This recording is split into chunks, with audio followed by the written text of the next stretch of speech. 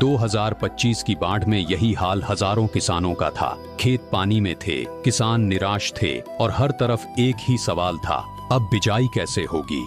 तभी परमेश्वर संत रामपाल जी महाराज की मदद और आशीर्वाद से मोटरें चलीं, पाइप बिछे, पानी निकला और डूबे हुए खेत फिर से बिजाई के लायक बने। अब इस सेवा का असली हिसाब सुनिए।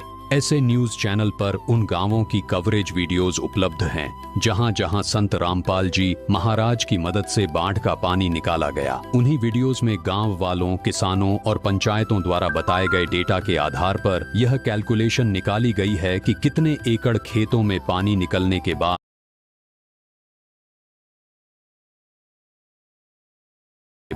गेहूं की बिजाई हो पाई। उस हिसाब से कुल जमीन बनी 2,72,157 एकड़, यानी लगभग 2,72,000 एकड़ से ज्यादा जमीन। इतनी विशाल जमीन से बाढ़ का पानी निकालकर किसानों के खेतों में गेहूं की बिजाई करवाई गई। अब अगर सिर्फ 1 एकड़ में 60,000 रुपए की फसल भी मान लें तो 2,72,157 एकड़ गुणा 60,000 रुपए कुल पैदावार बनती है 1,630 करोड़ 72,20,000 रुपए। ये सिर्फ एक आंकड़ा नहीं है, ये उन खेतों की कीमत है जिन्हें लोग बर्बाद मान चुके थे।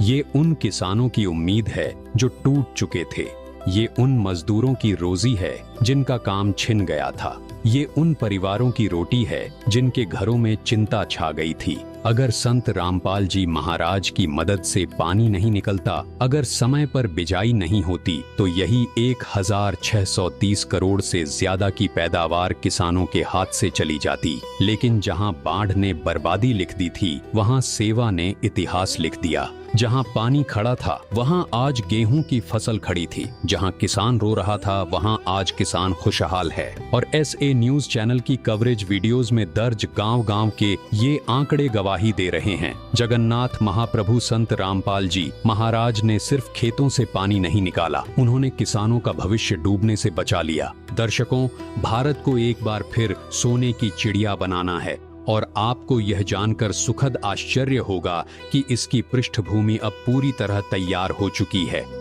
शायद आपके मन में यह सवाल उठ रहा होगा कि हमारा देश केवल कोरी बातों से नहीं बल्कि ठोस उन्नति से ही सोने की चिड़िया बनेगा। दर्शकों, आप बिल्कुल सही सोच रहे हैं और आज हम आपको और देश का नेतृत्व करने वाले राजनेताओं को यही दिखाना चाहते हैं कि यह महान परिवर्तन संत रामपाल जी महाराज जी के द्वारा कैसे संभव होने जा रहा है। क्योंकि संत रामपाल जी महाराज कोई साधारण व्यक्तित्व नहीं है, वे साक्षात परमेश्वर के स्वरूप हैं। इसके अकाट्य प्रमाण हम कलयुग में सतयुग की शुरुआत के भाग 1 से 6 तक में आपको पहले ही दिखा चुके हैं। वह समय आ गया